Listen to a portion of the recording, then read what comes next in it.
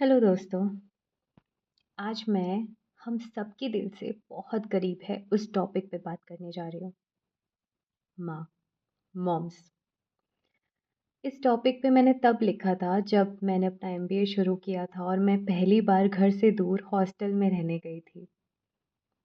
And मैं मम्मा को बहुत ज़्यादा मिस कर रही थी।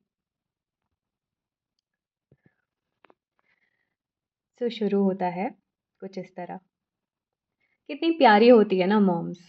कितना कुछ सेक्रीफाइस करती है हम बच्चों के लिए।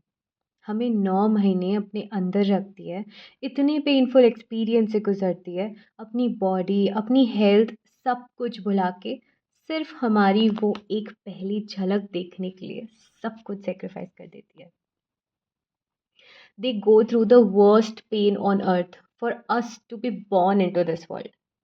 और फिर हमारे होने के बाद हम उनके लिए एक हीरे जैसे हो जाते हैं जिसे वो कभी खोना नहीं चाहती। हर वो चीज़ करती है जिससे हमें खुशी मिले, हमें खुश देख सके।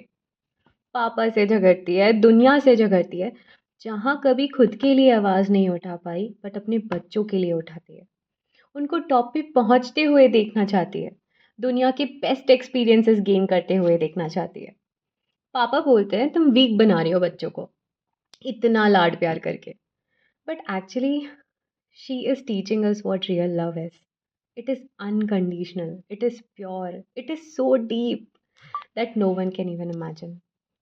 Her sacrifices are limitless and countless.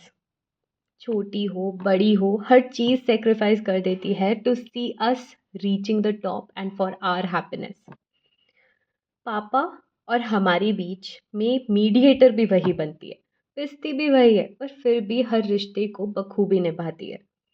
एक बेटी का, एक बहन का, एक पत्नी का, एक भाभी का, एक बहू का, एक ननद का, एक मासी का, एक बुआ का, एक दादी का, एक नानी का, एक सासू माँ का और सबसे बड़ा एक माँ का रिश्ता। फॉर मी वो एक रोल मॉडल रही है क्योंकि मैंने उन्हें सभी रोल्स बहुत अच्छे से निभाते हुए देखा है।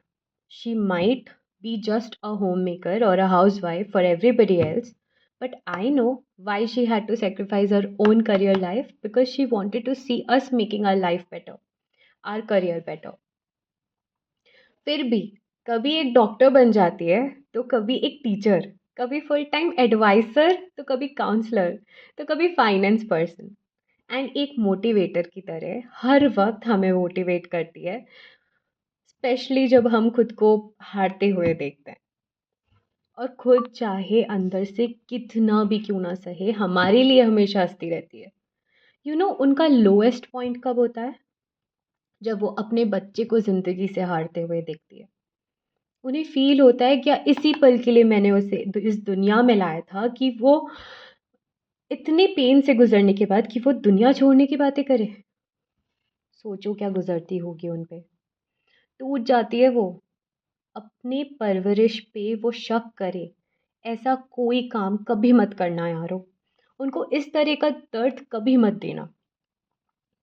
हाँ, वो आपको पार्टीज़, लेट नाइट जॉब्स के लिए रोकती है, टोकती है, लेकिन क्यों?